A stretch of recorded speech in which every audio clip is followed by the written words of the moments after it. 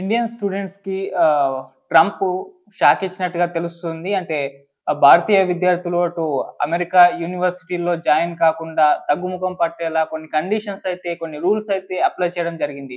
అసలు ఇది ఇప్పుడు దేశవ్యాప్తంగా అంటే ఇండియా వైస్‌గా కూడా వైరల్ అయిపోతుంది.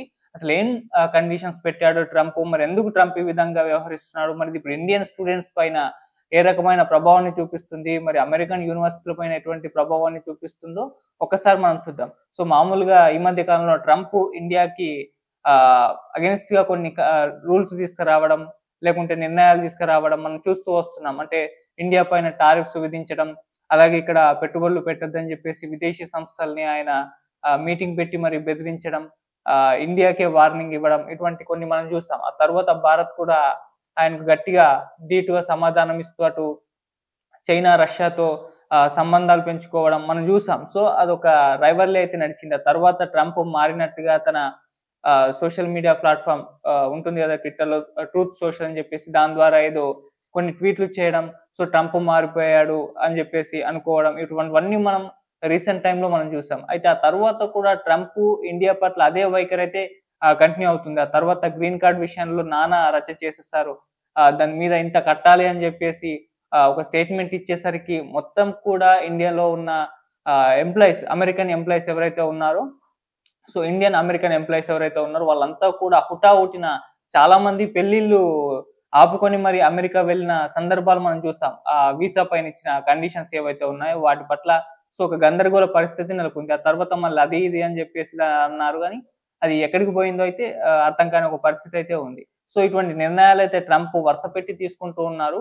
సో, ఎందుకు తీసుకుంటున్నారో, అసలు ఏం చేస్తున్నాడో ట్రంప్ ఎవరికీ అర్థం కాని ఒక పొజిషన్ ఉంది. అంటే మామూలుగా ఆయన సిద్ధాంతమే అమెరికా ఫస్ట్ అంటారు. సో, అమెరికా కోసమే ఇదంతా చేస్తున్నాం. మిగతా దేశస్తులొచ్చి ఇక్కడున్న లోకల్స్‌ని ఇబ్బంది పెడుతున్నారు. అందుకోసమే అమెరికా ఫస్ట్ అనే నినాదంతో ముందుకొచ్చి ఇటువంటి నిర్ణయాలు తీసుకుంటున్నట్టుగా మొదటి నుంచి కూడా ఆయన ఈ నినాదాన్ని ఎత్తుకొని ఎలక్షన్స్‌లో పోటీ చేశారు. గెలిచారు కూడా. అయితే స్టార్టింగ్‌లో అక్రమ వలసదారులందరినీ కూడా పంపించేయడం. సో, చేతులకు సంకెళ్ళు కట్టి మరి ఫ్లైట్‌లలో పంపించిన సందర్భాలు కూడా మనం చూసాం. సో, ఈ రకంగా ట్రంప్ గెలిచినప్పటి నుంచి కూడా ఇప్పటి వరకు అతని ఒక డిఫరెంట్ వైఖరి మనం చూస్తూ వస్తున్నాం. అయితే ఇప్పుడు ఆయన ఇంకో నిర్ణయం తీసుకున్నాడు. ఇది ఇండియన్ స్టూడెంట్స్‌కి అయితే పెద్ద షాకింగ్ న్యూస్ అని చెప్పుకోవాలి. అంటే అమెరికాలో ఉన్న యూనివర్సిటీల్లో ఏవైతే ఉన్నాయో, ఆ యూనివర్సిటీల్లో అంతర్జాతీయ అండర్ గ్రాడ్యుయేట్ స్టూడెంట్స్‌కి కేవలం 15% మాత్రమే తీసుకోవాలని చెప్పేసి యూనివర్సిటీలకు ఒక కండిషన్ పెట్టారు. అంటే అంతర్జాతీయంగా స్టూడెంట్స్ ఆ యూనివర్సిటీలో జాయిన్ కావాలంటే కేవలం 15% మాత్రమే తీసుకోవాలి. సో, అంతకు మించి తీసుకోవడానికి వీల్లేదు. మళ్ళీ అందులో 5% మాత్రమే ఒక దేశానికి ఉండాలి. సో, మామూలుగా ఇప్పుడు అమెరికన్ యూనివర్సిటీలో 1000 సీట్లున్నాయనుకుందాం. అందులో అంతర్జాతీయ విద్యార్థులందరికీ కలుపుకొని కేవలం 15% అంటే 150 మెంబర్స్‌కి మాత్రమే అందులో ఛాన్స్ ఉంటుంది యూనివర్సిటీలో. 150 మెంబర్స్‌ని మాత్రమే తీసుకుంటారు 1000లో. మళ్ళీ అందులో ఒక దేశానికి కేవలం 5% మాత్రమే ఇచ్చారు. సో, ఇండియా నుంచి కేవలం 50 మందిని మాత్రమే ఈ యూనివర్సిటీలో సీట్ అయితే దక్కుతుంది. సో, అటువంటి ఒక కండిషన్ తీసుకురావడం జరిగింది. సో, ఇది పెద్ద దెబ్బ ఇండియన్ స్టూడెంట్స్‌కి అని చెప్తున్నారు. ఎందుకంటే యూఎస్‌లో ఇండియన్ స్టూడెంట్స్ దాదాపు 10 లక్షల మందికి పైగానే ఉన్నారు. అందులో 70% అండర్ గ్రాడ్యుయేట్సే ఉన్నారు.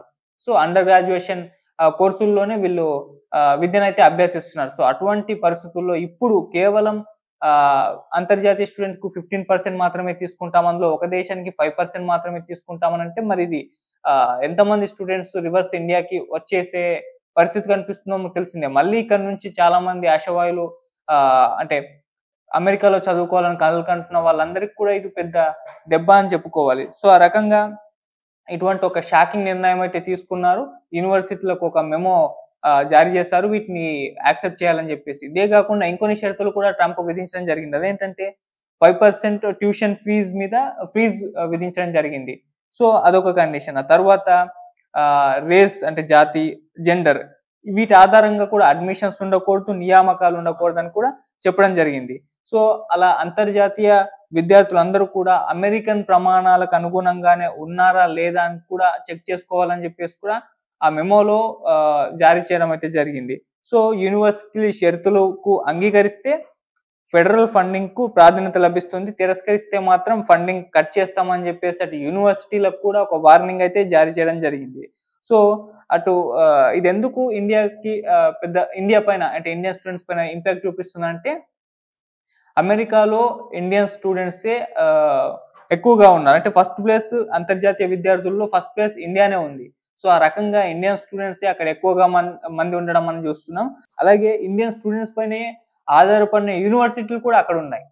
సో, ఆ రకంగా ఇండియన్ స్టూడెంట్స్ అందరూ అక్కడి యూనివర్సిటీల పైన ఆధారపడిన వాళ్ళుంటే, అమెరికాలో ఉన్న యూనివర్సిటీలు ఇండియన్ స్టూడెంట్స్ పైన ఆధారపడి కూడా చాలా ఉండడం జరిగింది. సో, ఆ రకంగా ఇది రెండిటి పైన అంటే ఇండియన్ స్టూడెంట్స్ పైన ఆధారపడిన యూనివర్సిటీలకి ఇది బిగ్ షాక్ అని చెప్పుకోవాలి.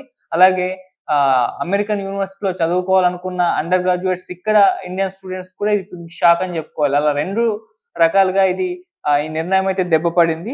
అయితే 2024-25లో దాదాపు 3,13,000 మంది ఆహ్, అంతర్జాతీయ విద్యార్థులైతే అక్కడికి వెళ్ళడం జరిగింది. సో, అక్కడి నుంచి 2025 నుంచి ఇప్పటి వరకు రకరకాల రీజన్స్ వల్ల అంటే ట్రంప్ తీసుకునే ఈ కఠిన నిర్ణయాలు గావచ్చు, లేకుంటే వేరే నిర్ణయాలు గావచ్చు, వేరే ఇవన్నీ గావచ్చు, కారణాలు గావచ్చు.